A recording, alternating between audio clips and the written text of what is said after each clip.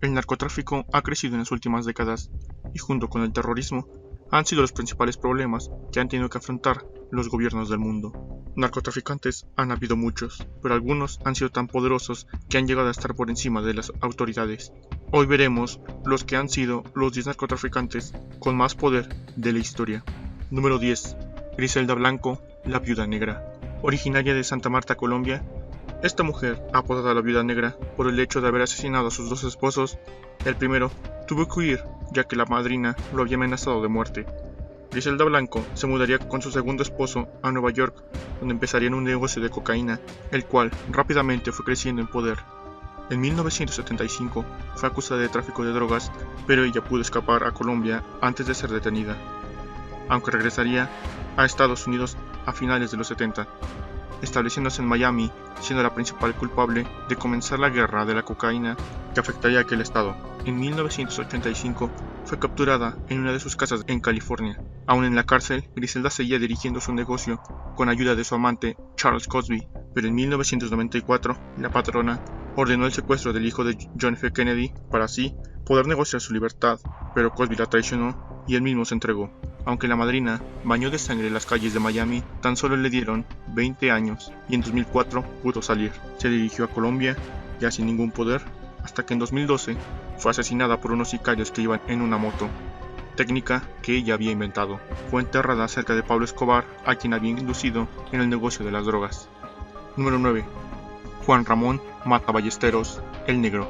Nacido en Tegucigalpa, Honduras, fue el narcotraficante principal de Honduras durante la década de los 70s y 80s. Fue el responsable de la conexión Colombia-México entre el cártel de Cali, el cártel de Medellín y el cártel de Guadalajara, suministrando el transporte aéreo de más del 60% de la droga que ingresaba al territorio de Estados Unidos. Los gringos habían permitido y alentado en secreto el flujo de cocaína a través de América Central, cuando sabían que los dineros provenientes de la venta de drogas ayudarían a la lucha de los rebeldes para derrocar el régimen izquierdista en Nicaragua. La fortuna de Mata se estimó en un valor de $2.000 millones en 1987. El detonante que lo alejó de la alianza colombo-mexicana fue un avión que se descubrió, el cual llevaba armas y municiones para la guerra nicaragüense, dejando expuesta a la CIA. Mata sería detenido en abril de 1988 en Tegucigalpa. Fue enviado a Estados Unidos y se le dictaminó cadena perpetua por narcotráfico y también por sospechas del secuestro y asesinato del agente de la DEA Enrique Camarena Salazar, y aún sigue pagando condena en ADX Florence, ya con 75 años de edad. Número 8. Miguel Ángel Félix Gallardo, el jefe de jefes.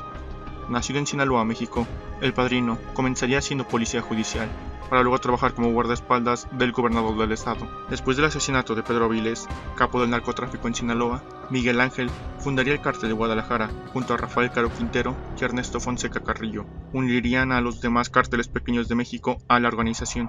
El cártel crecería más cuando se aliaron a los cárteles colombianos por medio de Juan Ramón Mata Ballesteros.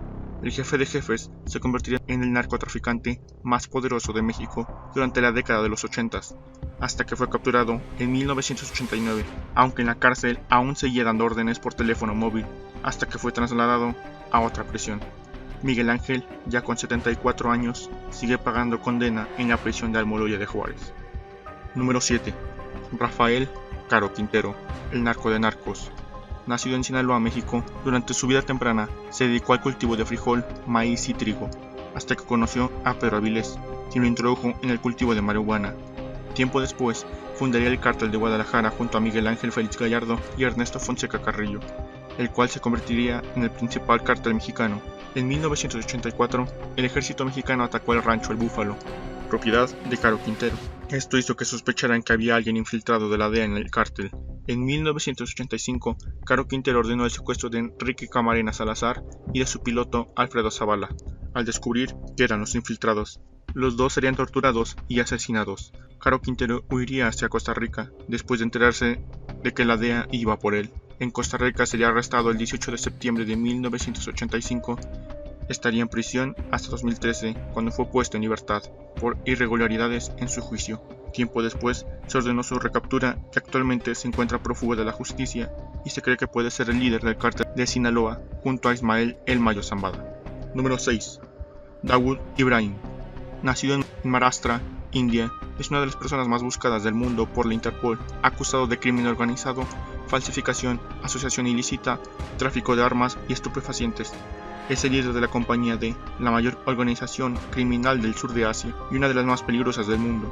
Está probado que tiene vínculos con Al-Qaeda y es sospechoso de haber organizado y financiado los atentados de Bombay en 1993, hecho que le convierte en el hombre más buscado de su país. También se acusa a la organización de Ibrahim de estar involucrada en el envío a gran escala de narcóticos en el Reino Unido y Europa Occidental. También se cree que tuvo contactos con el líder de Al-Qaeda, Osama Bin Laden, financiando varios atentados que ha hecho el grupo terrorista. Actualmente se encuentra prófugo de la justicia. Número 5. Hun Sa, el rey del opio. Nacido en Birmania, se le considera el mayor criminal de Asia. En su vida temprana, Hun Sa recibió equipo militar y entrenamiento tanto del Kuomintang como del ejército birmano, antes de afirmar que luchaba por la independencia del estado de Shan, y luego estableció su propio territorio independiente. Fue apodado el rey del opio en Myanmar debido a sus masivas operaciones de contrabando de opio en el Triángulo Dorado, Tailandia, Laos y Myanmar, donde fue el señor de la guerra dominante del opio desde 1976 a 1996, aunque el embajador de Estados Unidos en Tailandia lo llamó el peor enemigo que tiene el mundo. Consiguió el apoyo de los gobiernos tailandés y birmano en varias ocasiones. Después, la Administración de Control de Drogas de Estados Unidos descubrió y rompió el vínculo entre Hun Sa y sus corredores extranjeros. Se rindió al gobierno birmano en 1996, disolvió su ejército y se mudó a Yangon con su riqueza y amantes. Después de su retiro, algunas de sus fuerzas se negaron a rendirse y continuaron luchando contra el gobierno. Jamás fue capturado y murió en 2007 a la edad de 73 años. Número 4. Amado Carrillo Fuentes, el Señor de los Cielos. Nacido en Sinaloa, México, sobrino de Ernesto Fonseca Carrillo, Don Neto, sería asignado al territorio de Juárez a que aprendiera el negocio de la cocaína junto a Pablo Acosta, el Zorro de Ojinaga. Estuvo con él hasta que murió en 1987 y es cuando el Rey del Oro Blanco se hizo líder del Cártel de Juárez, el cual después de la captura de Miguel Ángel Félix Gallardo y el fin del Cártel de Guadalajara, se convertiría en el cártel más poderoso de México y después de la muerte de Pablo Escobar, del mundo. Gracias a las muchas aeronaves que contaban para transportar la droga, según la DEA, el cártel de Juárez ganaba de 200 a 300 millones de dólares por semana. Amado Carrillo se mantuvo en el poder hasta 1997, cuando José de Jesús Gutiérrez Rebollo, un militar que lo protegía, fue arrestado por descubrirle vínculos con el capo. Esto hizo que las autoridades mexicanas y estadounidenses empezaran a perseguirlo, y para no ser descubierto, Amado se sometió a una cirugía de cambio de rostro, donde moriría de un paro cardíaco, o algunos sospechan, de asesinato, el 4 de julio de 1997. Número 3. Joaquín Guzmán Loera, el Chapo. Nacido en Sinaloa, México, se convertiría en el líder del cártel de Sinaloa, después de la detención de Héctor El Güero Palma. En 1993 sería detenido al penal de Almoloya, se fugaría en 2001 de la prisión de Puente Grande y después de la captura de Osier Cárdenas Guillén, se convertiría en el narcotraficante más poderoso de México y tiempo después del mundo. Desde 2009 empezaría a aparecer entre las personas más ricas del mundo, llegando a ocupar el lugar 55 en 2011. Ese mismo año, a raíz de la muerte de Osama Bin Laden, se convertiría en la persona más buscada del mundo.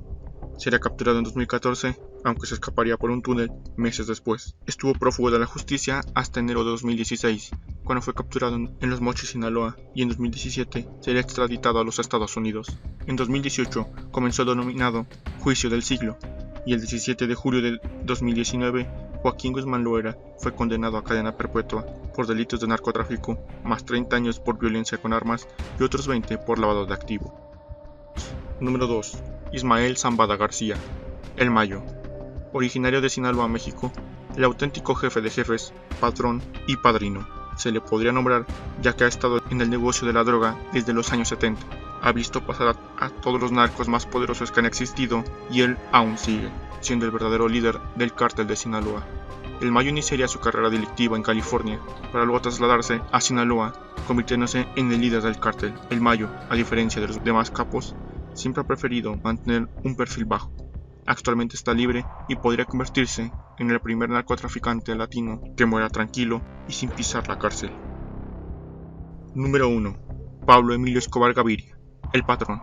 Nacido en Antioquia, Colombia, Pablo Escobar es considerado como el narcotraficante más poderoso que haya existido. Inició su vida delictiva a finales de los 60 en el contrabando, y a finales de los 70 se involucró en la producción y comercialización de marihuana y cocaína al exterior. tras formar alianzas con Gonzalo Rodríguez Gacha, Carlos Leder y Jorge Luis Ochoa. Escobar fundaría el Cártel de Medellín. Se convirtió en el hombre más poderoso de la mafia colombiana, acumulando una inmensa fortuna que rondó la cifra de entre 25.000 a 30.000 millones de dólares, considerándolo así como uno de los hombres más ricos del mundo, según la revista Forbes, durante 7 años consecutivos. Para excusar su inmensurable capital, a comienzos de los 80s, Escobar trató de pulir su imagen a través de la realización de obras de caridad para los desprotegidos y con una breve incursión en la política, ocupando un escaño como representante a la Cámara del Congreso Nacional en 1982. En 1985 comenzaría la guerra de los narcos contra el gobierno y tras sendos intentos de negociación y múltiples secuestros y asesinatos delictivos de jueces y funcionarios públicos, en 1989 el Cártel de Medellín, con Escobar al mando, declaró la guerra total contra el Estado. En sus últimos años, Pablo Escobar tuvo que huir cuando el ejército colombiano, la DEA, el Cártel de Cali y los Pepes querían su cabeza. Finalmente, el 2 de diciembre de 1993, fue asesinado por un bloque de búsqueda. Estos fueron los 10 narcotraficantes más poderosos de la historia. ¿Crees que faltó alguno? ¿Crees que haya existido un narcotraficante más poderoso que Pablo Escobar? Suscríbete al canal, me ayudarías mucho, dale like y compártelo.